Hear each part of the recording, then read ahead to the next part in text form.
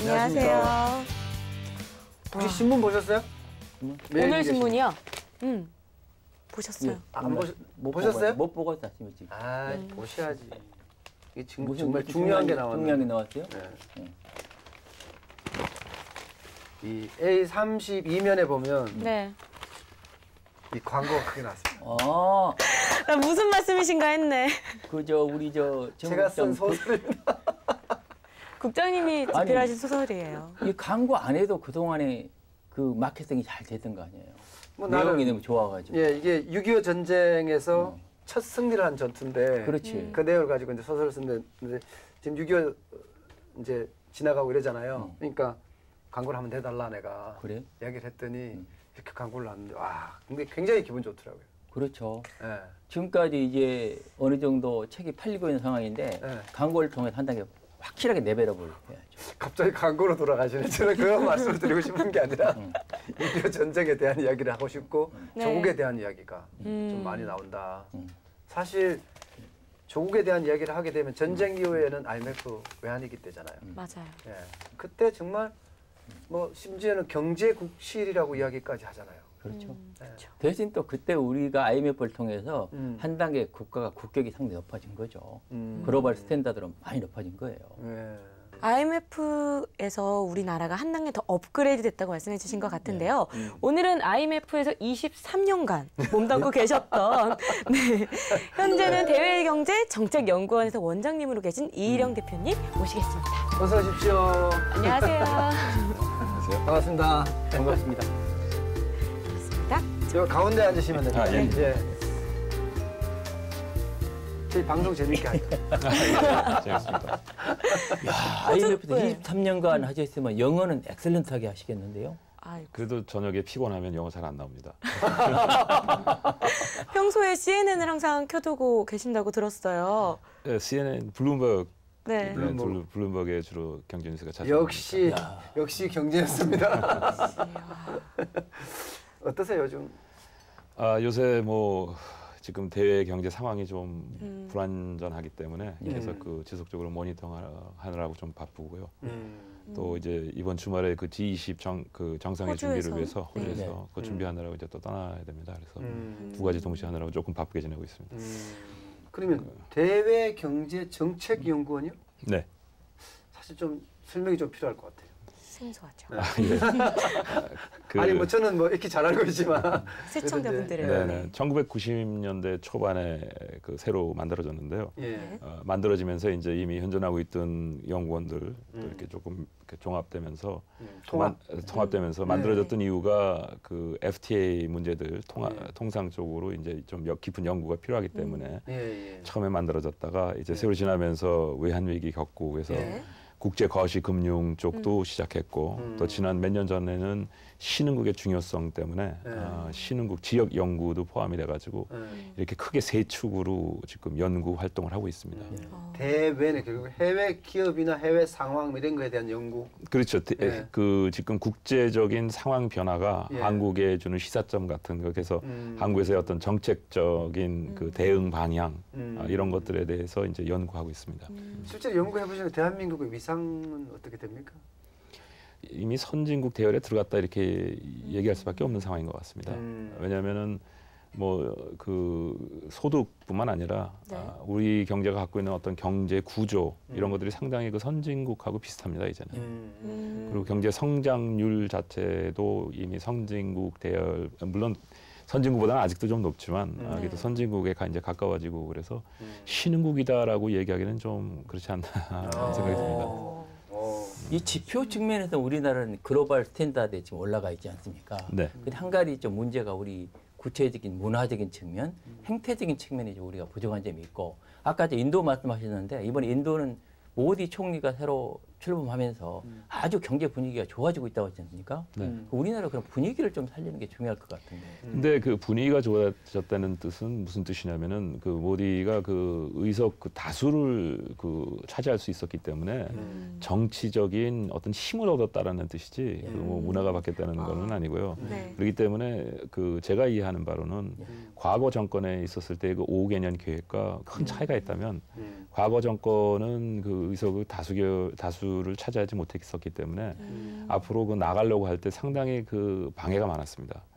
그래서 어떤 이권 집단에서 들고 나오면은 그걸 방어할 수 있을 만한 어떤 정치적인 그 힘이 없었는데 이번 모디는 좀 다릅니다. 그 다수를 갖고 있기 때문에 이를 좀 추진할 수 있지 않을까. 최소한도 앞으로 한 3년 정도는 중요한 어떤 개혁 같은 거를 좀 추진할 수 있지 않을까 그런 기대를 좀 갖고 있습니다. 그걸 활용해서 우리 기업들이나 우리 정부에서도 중국 시장을 넘어서 인도까지 집중적으로 진출할 수 있는 그런 기회를 잡는 게 중요할 것 같은데요.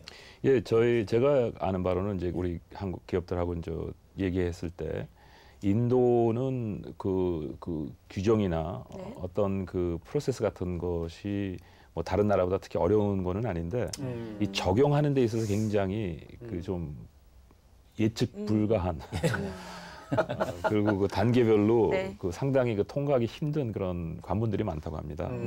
그런데 지금 모디가 추진하려고 하는 것이 바로 어떤 그 구조적인 개혁 그런 것보다는 실질적인 집행에 있어서의 그 단순화거든요.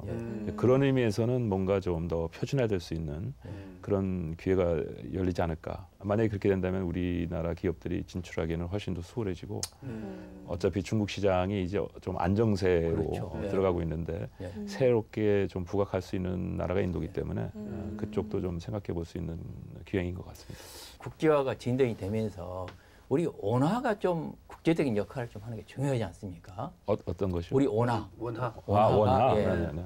지금은 뭐 지금 달러 중심으로 움직이기 때문에 네. 예를 들면 지금 달러가 움직이게 되면 우리가 상당히 수출에 어려움을 받고 그러는데 그 원화가 좀 국제적으로 역할을 할 수가 있으면 상당히 우리 경제가 커가면서 큰 역할을 할 수 있을 것 같은데.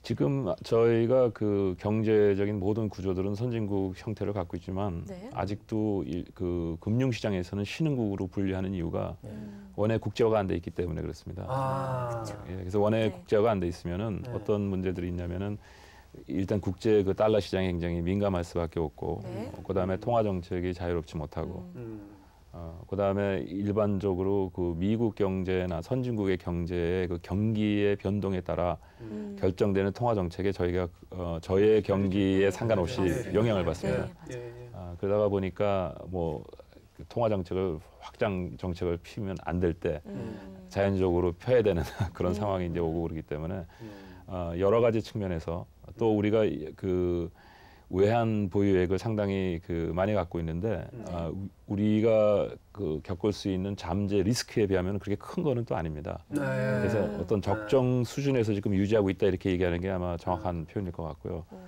그러다가 보면은 우리나라뿐만 아니라 다른 신흥국들도 그러니까 기축 통화를 갖고 있지 않은 나라들은 그 정도의 그 외환 보유액을 안 가질 수가 없거든요. 그런데 그거를 가지다 보면 그게 그냥 저기 돈을 지불하지 않고 생기는 게 아니기 때문에 우리가 값을 치러야 됩니다. 그에 대한 값. 그래서 비용도 이제 좀 우리가 생각해야 되고. 근데 중장기적으로 우리가 이 신흥국의 어떤 그 금융시장에서 벗어나고 조금 더 안정적이고 독립적인 통화 정책을 펼치기 위해서는 원이 결국 국제화가 돼야 된다라는 생각을 갖고 있습니다. 그럼 어떻게 해야 됩니까? 이제 원을 국제화시키기 위해서 일방적으로 제도를 변화해서 한다고 시작되는 건 아니에요. 예, 저도 그럴 것 같아요. 네. 이제 시장이 이제 결정하는 건데 네. 그 실질적으로 그 원의 활용량은 시장이 결정하나 제도는 정부가 제공을 해야 됩니다. 네. 근데 지금 현재 우리가 그 제도를 준비한다고 해서 예를 들어서 그 오프쇼어 마켓, 그러니까 싱가포르인 오프쇼어 마켓이든지 이런 것과 직접적으로 거래를 허락하는 그런 식의 어떤 그 원의 국제화를 갑자기 시작하면은 환율에 조금 그 리스크가 있습니다. 특히 그 헤징 같은 경우에 그 NDF 마켓에서 거꾸로 우리가 영향을 받을 수 있고 이제 그런데 그런 식으로 시작하는 것보다는 단계적으로 소위 말하는 그 지금 현재 그 수출 수입 이런 것을 네. 그 유한으로 결제하지 않습니까? 네. 그렇습니다. 그런데 그것을 아시아권에 그러니까 뭐 음. 아세안 플러스 3 그런 네. 국가에 네. 몇 개의 화폐를 공용으로 결제화로 좀 같이 활용하면 어떻겠냐 하는 제안을 하면 예. 우리 쪽에서는 물론 자본 시장이 이미 어느 정도 자유화되어 있기 때문에 원을 국제하면은 그 국제화를 그 저해할 수 있을 만한 요소들은 없지만 중국 같은 경우는 지금 그렇지가 않거든요. 네. 그 자본인 시장이 자유화가 되지 않기 때문에 국제화하는데 좀 문제가 있습니다. 그래서 지금 현재 원이 국제화되다가 어느 정도 지금 멈칫하고 있는 그 이유가 자본시장이 지금 개방이 안 됐기 때문에 그런데 중국의 여러 가지 그 금융시장 사정 때문에 자본시장을 빨리 개방할 수 없는 없는 상황이라고 저는 생각하고 있기 때문에 네. 우리가 이런 것들을 제안하면 중국의 입장에서는 자본시장을 개방하지 않으면서 그 유한의 국제화를 좀 더 추진할 수 있고 우리는 그 물결과 같이 함께 원의 국제화도 좀 추진할 수 있는 1단계적으로 할 수 있지 않겠나. 그래서 그것이 이제 발전되는 것을 보면서 2단계로 가서 소위 말하는 그야말로 이제 국제화. 그러니까 첫 번째는 이제 결제로 사용하는 정도에 이제 활용하고 두 번째 가서 그야말로 이제 완전히 푸는 그런 국제화로 들어가면 어떨까 하는 생각은 하고 있습니다. 중국은 고정 환율제를 지금 선택을 하고 있고 저희는 자유 변동 환율제를 선택하고 있지 않나요? 예. 그렇게 되면 갑자기 지금 말씀하신 대로 결제화가 되기 시작하면 환율이 요동칠 텐데 정말 요동칠 텐데 저희는 중국은 고정적으로 해놨으니까 뭐 결제를 하든 나가도 통화량이 많아지든 뭐 어느 정도 유지해 나가지 않습니까? 근데 저희는 확 풀어버리면 절상이 너무 빨리 되지 않을까요? 혹시? 결제로 제한할 경우에는 네. 그런 위험은 물론 해징 때문에 국내에서 네. 필요하지 않는 그 전환도 좀 네. 있을 수 있겠지만 크게 무슨 요동성이 확대된다든지 그럴 위험은 상당히 제한적이라고 봅니다. 왜냐하면 아까도 제가 말씀드렸지만 이거를 그냥 완전히 개방하는 것이 아니라 네. 결제 화폐로 사용하는 거기 때문에 그게 뭐 네. 갑자기 늘고 줄고 그런 상황은 아니기 때문에 점진적으로 이루어질 겁니다. 점진적으로. 네. 그리고 또 한 가지는 그 원래 화폐라는 것은 네. 좀 유동성이 있어야 됩니다. 네. 우리가 선진국에 진입했기 그렇죠. 때문에 네. 이제는 네. 우리나라 기업들도 네. 어떤 환의 그 유동성에 좀 적응을 더 많이 해야 되고 예. 그다음에 또 그 세계 그 글로벌 가치사슬 때문에 예, 예. 환율이라는 것이 과거처럼 뭐 10% 올랐다 그래서 우리 수출이 10% 경쟁력이 떨어지고 그런 건 아닙니다. 그렇지는 않은 것 같습니다. 전혀 그렇지 않습니다. 예. 그 시진핑 주석이 우리나라를 방문한다고 하지 않습니까? 네. 그것 지금 일본이나 예. 중국보다 북한보다 앞서서 먼저 앞서서 예. 오게 돼 있는데 네. 그 핵심적인 그 의제 중에 하나가 한중 FTA 아니겠습니까? 그 지금 FTA에 대해서 우리 한중 FTA에서 어떻게 대경쟁 정책용으로 보고 계십니까? 그 뭐 잘 아시는 것처럼 우리가 1단계 협상은 이미 끝난 거고 2단계 네. 협상으로 이제 들어가는데 사실 소위 말해서 이제 2단계 협상이라는 것이 정책 방향, 그 FTA 방향 이런 것들은 틀은 이미 합의가 됐지만 이 구체적인 사항에 대해서 이제 논의해야 되지 않습니까? 근데 항상 무엇이든 간에 이 실정이 구체적인 그 상황에 들어갈 때 이제 좀 어려움이 있는 것처럼 뭐 그런 것들이 좀 있겠죠. 분명히. 이번에 오면 상당히 진전되지 않겠습니까? 시진핑이 여기로 오게 되면 뭔가 우리한테 선물을 줄 것도 필요하지 않습니까? 글쎄 그것도 또 제가 보기엔 우리가 선물을 받을 생각을 하지 말고 그냥 대등하게 네. 우리가 어떤 협상을 해서 서로 국가 간에 중국도 혜택이 되고 우리나라도 혜택이 될 수 있는 방안을 좀 모색하는 것이 좀 더 합리적인 방향 물론 그런 의도로 말씀하셨겠지만 네네. 정말 대한민국이란 조국이 강하긴 강해졌나 봐요. 네 저는 그렇게 생각합니다. 5,000년 어? 역사 중에서 뭐 그런 적도 잘 없을 뿐만 아니라 정말 중국이 우리한테 와서 이야기를 할 정도고 대등한 관계가 된다는 것만 하더라도 네. 예. 근데 이제 제가 그 외국에서 쭉 있으면서 그 예. 우리나라의 국력이 이제 커가는 것을 이제 이렇게 실감할 수 있었습니다. 근데 이제 문제는 뭐냐면 앞으로입니다. 지금까지 예. 우리가 예. 이제 이 단계까지 왔는데 네. 앞으로 어떻게 할 것이냐가 이제 예. 굉장히 중요한 그런 사안인데 그렇게 쉽지는 않을 것 같습니다. 예. 그 앞으로 중에 동남아 시장은 어떻습니까? 동남아 시장이라고 말씀하시면 어디 아세안을 아세안 플러스 중심으로 예. 네. 예. 베트남, 미얀마, 뭐 캄보디아 이런 그 나라들마다 다 좀 상황이 굉장히 좀 다르기 때문에 이렇게 종합해서 말씀드리긴 좀 힘든 것 같은데. 그래요? 예를 들어서 베트남 같은 경우에는 뭐 계속 지속적으로 성장할 가능성이 충분히 있는 나라고 인도네시아 같은 경우에는 지금 조금 주춤했고 약간 구조조정이 있어야지 다시 좀 정상 궤도로 들어갈 것 같고요. 말레이시아 같은 경우는 뭐 큰 거시 정책만 잘하면 크게 부담 없이 좀 작은 나라니까요. 지속될 수 있는 것 같고. 그러니까 각 나라마다 굉장히 좀 상황이 구체적으로 다르기 근데 때문에. 인도네시아는 굉장히 큰 나라가 아닌가요? 인구는 많죠. 네. 경제력도 이제 점점 커가고 있는데 사실 경제력 전체로 보면은 어떤 세계 경제에 미칠 만한 영향은 뭐 그렇게 크다라고 얘기할 수는 없는 상황이에요. 동남아시아는 이제 미얀마 같은지 자원 우리 가스 개발 이런 부분하고 연계시켜서 지금 적극적인 집중을 할 필요가 있는 것 같아요. 예, 근데 문제는 이제 우리나라만 그렇게 생각하는 게 아니라 모든 나라가 그렇게 생각하고 있다는 것입니다.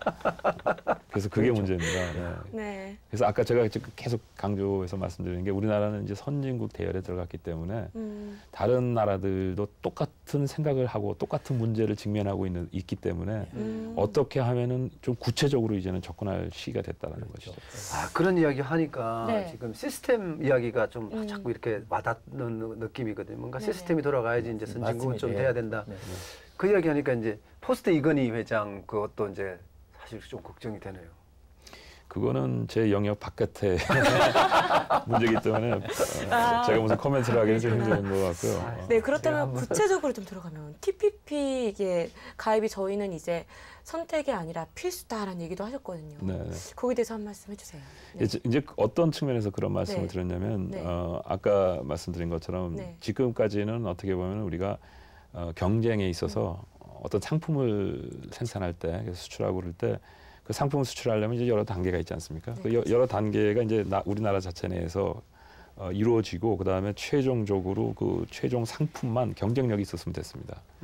그러다 보면은 실적으로 여러 단계에 여러 기업들이 같이 포함하고 있는데 여기서 이제 경쟁력이 있는 기업도 있고 없는 기업이 있는데 그 맨 위에 있는 기업이 이제 밑에 있는 기업에 어느 정도 영향력을 미칠 수 있으면은 좀 서로 트랜스퍼 프라이싱 같은 걸 통해 가지고 최종권만 경쟁력을 키우면 되거든요. 그렇죠.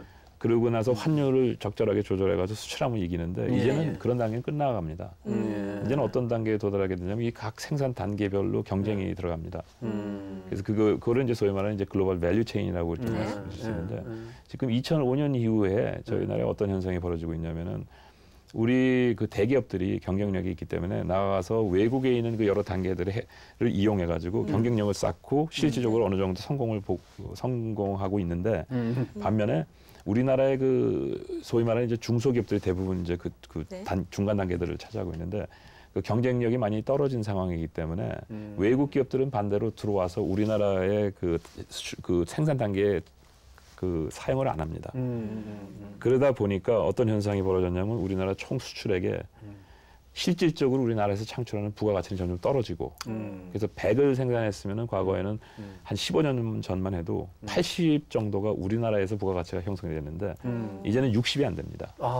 이 점은요 원장님 말씀하시는데 우리 중소기업의 책임만 있는 건 아니고 우리 경제 시스템에 문제가 있습니다. 바로 그렇습니다. 우리 대기업들이 우리 중소기업들한테 전속적인 계약을 맺기를 원한단 말이에요. 종속적인 거. 이걸 빨리 풀어서 글로벌 기업을 우리가 밸류체인에 참여하도록 이렇게 하는 게 대단히 중요한 것 같아요. 종속이라는 것은 노예 계약. 그렇죠, 그렇습니다.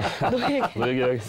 그러니까 저는 이걸 제가 사실 그 단계별로 다 연구를 확인을 안 한 상태이기 때문에 좀 말씀드리기가 너무 어려운데 일반적으로 이제 거시적인 측면에서 보면 뭔가 문제가 있습니다. 그렇기 때문에 그 최종 상품은 또 대기업들은 어느 정도 성공을 하는데 우리나라 중소기업이 전혀 지금 그 글로벌 밸류 체인에 참여하지 못하는 것은 구조적으로 뭔가 문제가 있다는 얘기거든요. 그리고 실질적인 그 상품 시장을 보더라도 이것이 완전 경쟁에 가까운 국가이면은 이 과잉 생산력이 남으면 안 됩니다. 그쵸. 물론 구조적인 변경 때문에 일정 시기 동안 좀 그 과잉 생산이 남고 그럴 수는 있는데 이게 한 10년 이상 계속 남는다는 것은 뭐냐면 구조적으로 뭔가 문제가 있다는 얘기거든요. 그래서 우리 중소기업 정책도 이제는 국내만 보는 게 아니고 글로벌 밸류 체인을 보면서 정책이 가야 문제가 풀린다는 얘기죠. 바로 그렇습니다. 네. 그래서 그 우리나라의 그 경제 정책의 특히 3개년 계획에 그 3개년 계획에 이제 그 3-3-3-1의 어떤 그 구조로 지금 돼 있지 않습니까? 근데 그거를 떠나서 필요한 요소들로 다시 재묶음하면 크게 나눠서 이제 2개가 나오는데요. 그 두 개는 뭐냐면 하나 축은 질서 있는 시장 경제입니다. 그 질서 있는 시장 경제가 바로 그런 것입니다. 생산 단계별로 공정하게 거래할 수 있는 투명한 환경. 그다음에 생산 단계에서 생산 시장도 어떤 공정한 완전 경쟁에 가까운 시장 확립. 그래서 진입하는 데 문제가 없는. 그래서 그런 형식으로 이게 만들어지면은 각 생산 단계별로 경쟁이 이루어지기 때문에 아까 제가 말씀드렸던 반쪽짜리 글로벌 밸류 체인이 아니라 이제 세계 경제에 같이 참여할 수 있는 그런 밸류 체인에 들어갈 수가 있는 것입니다. 그래서 이 질서 있는 시장 경제는 우리나라 지금 이 시점에서 제 개인적인 생각으로는 엄청나게 중요한 그런 것입니다.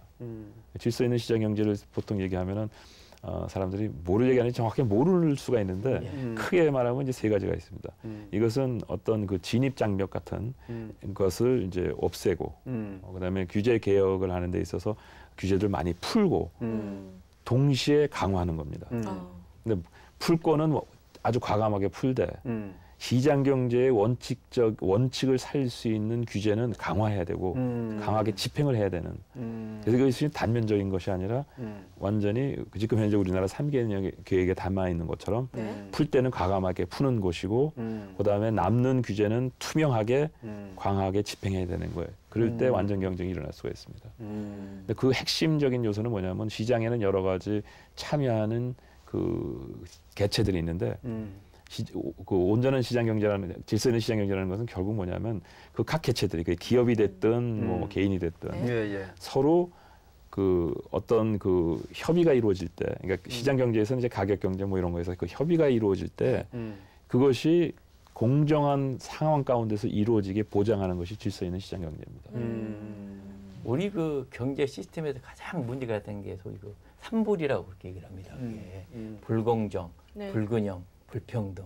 이걸 어떻게 개선하느냐가 우리 기업들이 글로벌 밸류체인에 진입하는 중요한 그런 방법인 거거든요. 근데 바로 그 문제가 이제 불공정, 뭐 불평등, 저기 소득의 불균형 이런 것들이 사실은 굉장히 다른 요소들 같은데 지금 이 똑같은 문제에서 비롯되는 것입니다. 왜냐하면은 여기서 예를 들어서 그 생산, 아까 말씀드린 것처럼 완전 그 경쟁에 이르지 못하면 그 과잉 생산력이 나눈다 그러지 않습니까? 그러면 그 과잉 생산력은 실질적으로 시장 경제에 그 정식 참여할 수가 없습니다.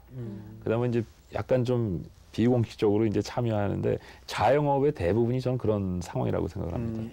그러니까 다행히 자영업의 생산성이 낮을 수밖에 없고 그리고 그 보통 그 자영업을 어디다 두느냐 할 때 보통 서비스업에 다 같이 이제 포함하는 경우가 굉장히 많거든요. 그러니까 OECD 같은 데서는 이제 와가지고 우리나라 분석할 때 우리나라 서비스업의 생산성이 굉장히 낮다 이렇게 얘기하는.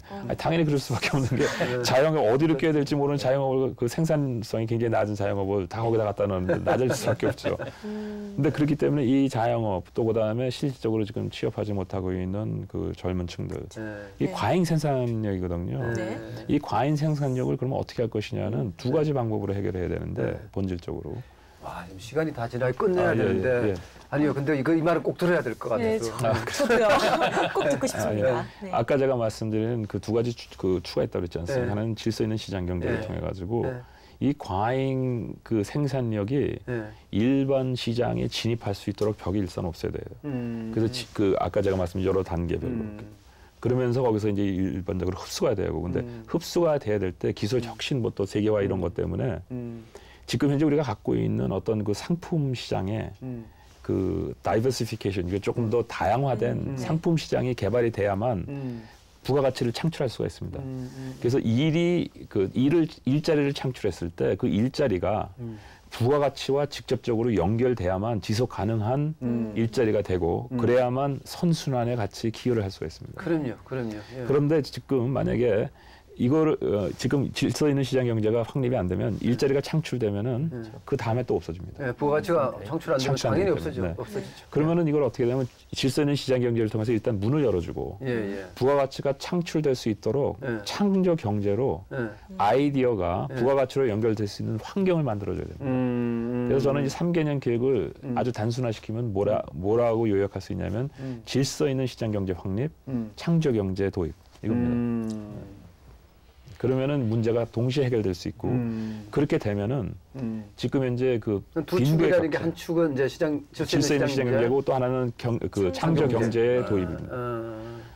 그렇게 될 때 우리나라의 지금 빈부의 격차도 우리가 뭐 돈을 좀 더 그 정부를 통해 가지고 뭐 지원한다든지 이런 거는 또 단기적인 거거든요. 그리고 계속 반복해야 되는 것이지만 지속적 일자리 창출을 통하면 그것이 우리가 지원해야 되는 금액 자체도 줄기 시작하고 자체적으로 경제에 회생되는 참여할 수 있는 사람이 늘어나면서 일자리가 더 많이 되고 과잉 생산도 줄어들고 또한 그 사람의 어떤 그 행복 지수도 높여줄 수 있는 게 똑같은 상황에서 예를 들어서 누가 일 안 하는 사람한테 누가 돈을 줘서 쓰게 하는 것과 자기가 일을 해서 돈을 벌어서 쓰는 것과 엄청난 그 행복의 그렇죠, 지수 그렇죠. 차이가 있습니다. 완전히 차이가 나죠. 예. 근데 전자보다는 우리가 모든 사람이 일에 참여해서 일을 해서 돈을 벌어서 지출할 수 있는 사회를 만들 수 있는 방법은 제가 보기에 이 두 가지 추다 이렇게 생각합니다. 진짜 이거 아유, 정말 하실 얘기 굉장히 많으실 텐데 죄송합니다. 시간이 너무 짧아서요. 하여튼 나와주셔서 고맙고요. 예, 감사합니다. 또 한번 초대해 저희들이 모시겠습니다. 네, 감사합니다. 고맙습니다. 감사합니다. 예, 예. 네.